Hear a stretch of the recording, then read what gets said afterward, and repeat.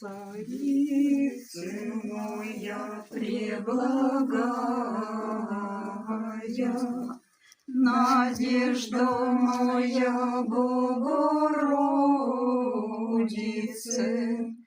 приятелище сирых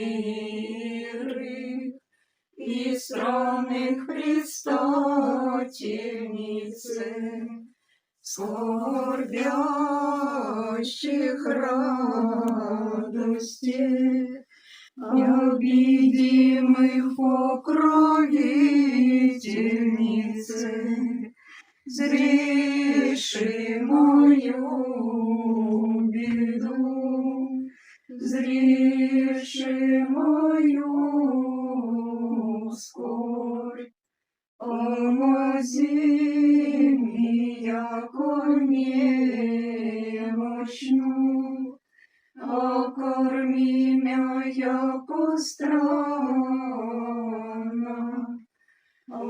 обиду мою веси, разреши ту, яко волиши,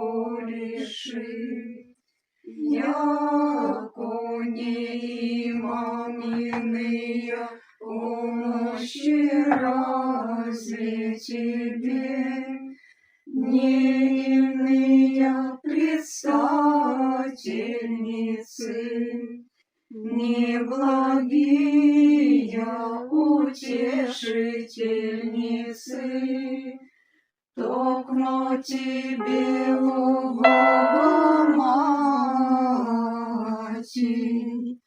якуда сохранишь